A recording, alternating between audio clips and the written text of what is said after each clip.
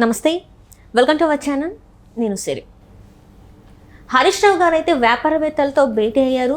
ఇంతగా భేటీ వెనకాల కథ ఏంటి? సో ఈ అంశాన్ని మనకి వివరించడానికి మనతో పాటు ఉన్నారు ప్రముఖ senior journalist doctor Durga Vadlamani గారు. నమస్కారం మేడం. నమస్తే అండి మేడం. ఇప్పుడు చూస్తుంటే హరీష్ రావు గారు అయితే వ్యాపారవేత్తలతో అయితే భేటీ అయ్యారు. మరి ఈ భేటీ వెనకాల అంటే పర్టికులర్గా ఎందుకు వ్యాపారవేత్తలతో భేటీ అయ్యారు, దాని వెనకాల ఏమైనా కథ ఉందంటారా?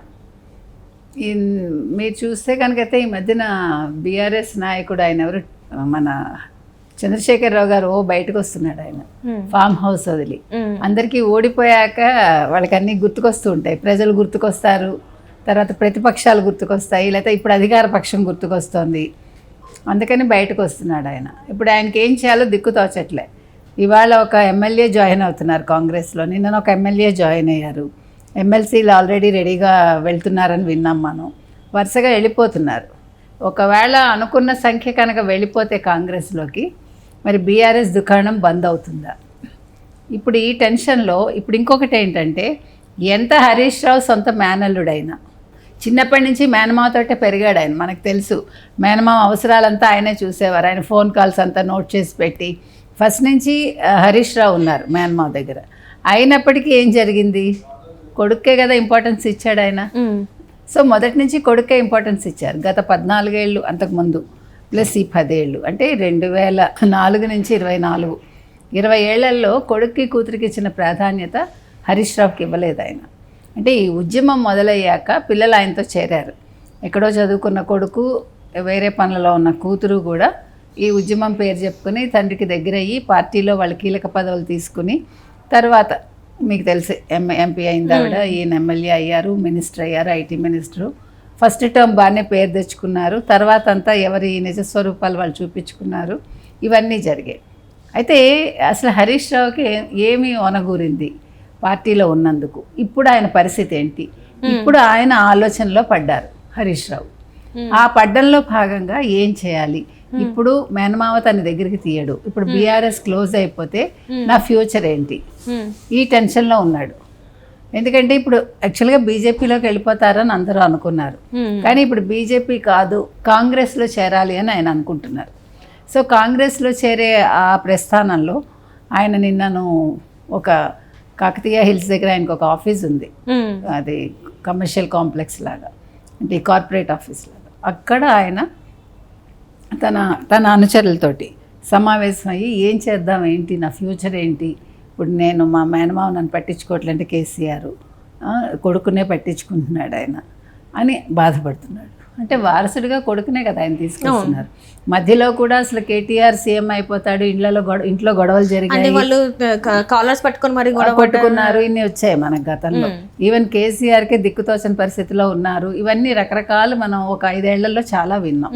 సో ఈ నేపథ్యంలో ఇప్పుడు కేటీఆర్ పరిస్థితి చూస్తే అతనికి ఏమీ ఫ్యూచర్ కనిపించట్లే మనకి. ఏదో వీళ్ళందరూ తాటాక్ చప్పుళ్ళలాగా ఏదో మాట్లాడుతున్నారు తప్ప నిజంగా వాళ్ళ దగ్గర సత్తు లేదు. ఇప్పుడు నిజంగా వాళ్ళకి ప్రజల్లో ఏముంది చెప్పండి? ఇప్పుడు కేసీఆర్ కూడా మాట్లాడుతున్నాడు ఆయన కార్యకర్తలతోటి, మన 2 నియోజకవర్గాలు పర్యటిద్దాము, మళ్ళా త్వరలో ఈ పార్టీ పడిపోతుంది, ప్రజలు తెలివైన వాళ్ళు, మళ్ళా వాళ్ళు కాంగ్రెస్ని కాదనుకుంటారు, మనం మళ్ళా వస్తాము అంటే ఎట్లా కాంగ్రెస్ని కూల్చేయాలని తప్ప అసలు ప్రజలు కోరుకున్నారు, వాళ్ళని నడవనిద్దాం ఆ ప్రభుత్వాన్ని, సరే వాళ్ళు చెయ్యకపోతే మనం మాట్లాడదాం 5 ఏళ్ల తర్వాత అన్న ఆలోచనే లేదు. ఎప్పుడు పడేద్దాం అనేదే వీళ్ళ ఆలోచన. డే 1 నుంచి కాంగ్రెస్ని కోల్చడానికే కుట్రలు చేస్తున్నారు. అయితే ఇప్పుడు హరీష్ రావు క్రాస్ రోడ్స్లో ఉన్నాడు. ఆయన ఏం చేయాలి? ఎటు వెళ్ళాలి? ఇట అట. ఇప్పుడు టీఆర్ఎస్ని నమ్ముకుని ఆయనకు ప్రయోజనం లేదు. సంపాదించుకోవాల్సిన అందరూ సంపాదించేసుకున్నారు, కానీ పవర్ చాలా ఎక్కువ కదండి. సో పవర్ కోసం ఏం చేయాలి? ఇప్పుడు తనకి ఎంతమంది ఉన్నారు తన వెనకాల చూసుకుంటున్నాడు ఆయన.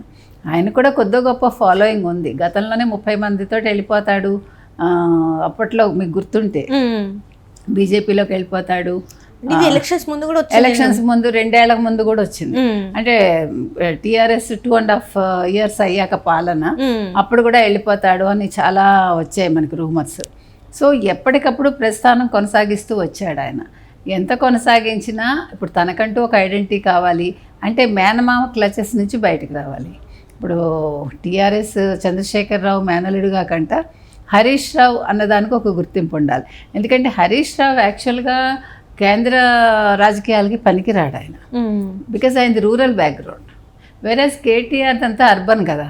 ఇప్పుడు కేటీఆర్ ఎంపీ అయితే వేరు, బట్ ఈయన ఎంపీ కంటే ఎమ్మెల్యేగా ఉండి లోకల్గా ఇప్పుడు ఎందుకంటే సిద్దిపేట చాలా డెవలప్ చేసుకున్నాడు ఆయన. ఇప్పుడు వీళ్ళు ఏం చేస్తారంటే ఇవాళ కూడా మనం చూసాం న్యూస్లో, ఈ ఎమ్మెల్యేలు కావచ్చు, ఎంపీలు కావచ్చు, ముఖ్యమంత్రులు కావచ్చు, వాళ్ళ నియోజకవర్గాల అభివృద్ధికి చూస్తున్నారు తప్ప మిగిలిన ఇప్పుడు మంత్రి కాని వాళ్ళు ఉంటారు, సపోజ్ ఒక ఎమ్మెల్యే, వాళ్ళకి నిధులు ఎక్కువ రావు, ఆయా నియోజకవర్గాలు డెవలప్ అవ్వట్లేదు. సో నేనంటాను ఇప్పుడు వీళ్ళు ఎమ్మెల్యేగా ఉన్నప్పుడు, వీళ్ళు ఒక మినిస్టర్గా ఉన్నప్పుడు పక్క కాన్స్టిట్యున్సీల మీద కూడా దృష్టి పెడితే బాగుంటుంది కదా. దానివల్ల నీ కాన్స్టిట్యున్సీలోనే కాకుండా పక్క దాంట్లో కూడా నీకు సేవ్ ఉంటుంది, ప్లస్ అక్కడ డెవలప్ చేస్తే ప్రజలు నిన్ను నెత్తిన పెట్టుకుంటారు. అంటే ఇది ఒక పాయింట్ అంతే, ఇప్పుడు దీనికి దానికి సంబంధం లేదండి. కాకపోతే ఈయన సిద్దిపేట డెవలప్ చేశారు కాబట్టి మనం ఈ మాట అనుకుంటున్నాం అంతే. కాబట్టి ఇప్పుడు సిద్దిపేటలో ఆయనకు ఒక మంచి పేరు ఉంది, తర్వాత వ్యవసాయం మీద అవగాహన ఉంది ఆయనకి, ఆయన పరిధిలో ఆయనకి మంచి అవగాహనే ఉంది, ఒక మంత్రిగా ఆయన బాగానే చేశాడు అని అంటారు. కాబట్టి ఇప్పుడు కాంగ్రెస్లోకి వెళ్తే ఆయనకి ఎటువంటి గుర్తింపు వస్తుంది అంటే గుంపులో గోవిందా అవుతాడా, రేవంత్ రెడ్డి ఈయన దగ్గరికి చేరుస్తాడా, అసలు ఎందుకు తీసుకోవాలి అంటే మిగతా వాళ్ళు వేరు, హరీష్ రావు వేరు. అంటే హరీష్ రావు గారికి చాలా వరకు గుర్తింపు ఉంది. ఆయన వెనకాల కేటీఆర్కి కేసీఆర్కి ఎంత జనాభా ఉందో హరీష్ రావు కూడా అంతే ఉన్నట్టు, మరి ఆయనకు అంటే ఒక ఫ్యాన్ బేస్ అయితే ఉంది. సో ఒక ఏమంటారు మొత్తం సిద్దిపేట మొత్తం కథలు వస్తుంది హరీష్ రావు కోసం అని కూడా కొన్నిసార్లు మనం విన్నాం. సో ఇప్పుడు మరి ఒకవేళ పార్టీ కనుక చేంజ్ అయితే ఎవరైతే హరీష్ రావు వెనకాల ఉన్నారో వాళ్ళందరూ కూడా తన వైపు వెళ్ళిపోయి, అది బీజేపీ కావచ్చు, కాంగ్రెస్ కావచ్చు, మరి బీఆర్ఎస్కి నష్టమే కదా. బీఆర్ఎస్ ఇంకా ఎలాగ ఇంకా పార్టీ లేదు, మనం ఎన్నిసార్లు చెప్పుకున్నా అదేనండి. బీఆర్ఎస్కి ఫ్యూచర్ ఎక్కడా కనిపించట్లేదు. ఇప్పుడు హరీష్ రావు సరైన సమయంలో ఇప్పుడు నిర్ణయం తీసుకోవాలి ఆయన. ఇప్పుడు కాంగ్రెస్లోకి వెళ్తే సరే, తను ముందుగా బేరసారాలు ఆడుకుని ఓకే నేను వస్తాను, నా అనుచరులు ఇంతమంది వస్తారు, నాకేంటి అని అడిగాడు అనుకోండి, అప్పుడు ఆయనకి ఏదైనా సరైన ఒక మంత్రి పదవి ఇస్తే అప్పుడు ఆయన వెళ్ళినా అర్థం ఉంటుంది. లేదంటే ఒక ఎమ్మెల్యేగా వెళ్ళి గుంపులో గోవిందలాగా ఉండి సరే నియోజకవర్గం పాలన చేసుకోవచ్చు అనుకుంటే దాని బదులు ఇండివిజువల్గా ఉండటం సుఖం కదా. ఇప్పుడు పార్టీ మారి చెడ్డ పేరు తెచ్చుకునే కంట పార్టీలో పదవి వస్తుంది అంటే ఆయన ఆలోచించుకుని చేరితే బాగుంటుంది. లేదంటే తన పార్టీకి తనుండి తన నియోజకవర్గంలోనే సేవ చేసుకుంటూ నెక్స్ట్ ఎలక్షన్స్ వరకు వెయిట్ చేసి అప్పుడు లాస్ట్ మినిట్లో బీజేపీనా కాంగ్రెస్ అప్పుడు డెసిషన్ తీసుకుంటే అప్పుడు ఏమైనా ప్రయోజనం ఉండొచ్చు. అంటే ఇప్పుడు బీజేపీలో చేరినా ప్రయోజనం లేదు, బీజేపీకి ఇక్కడ ఏం లేదు. మొన్న వీళ్ళు కాదనుకున్నారు కాబట్టి టీఆర్ఎస్ వాళ్ళు అక్కడ కేంద్రంలో మోదీతోటి సఖ్యత కావాలని అప్పుడు వాళ్ళు మొన్నంతా కూడా వాళ్ళు సరైన క్యాండిడేట్ని పెట్టుకోకుండా కావాలని ఓడిపోయారు సగం సీట్లు చెప్పాలంటే, ఎంపీ సీట్స్. కాబట్టి ఇప్పుడు ఆయన బీజేపీలో చేరడం వల్ల ప్రయోజనం లేదు. వేరే కాంగ్రెస్లో చేరడం వల్ల ప్రయోజనం అంటే ఆయన సరిగా మాట్లాడుకుని అంత బేరసారాలు చేసుకుని నాకు ఇది ఇవ్వండి, నాకు ఈ మినిస్ట్రీ ఇస్తే వస్తాను, అట్లా ఏదైనా మాట్లాడుకుని కాంగ్రెస్లో చేరితే కాస్త పరువు ఉంటుంది.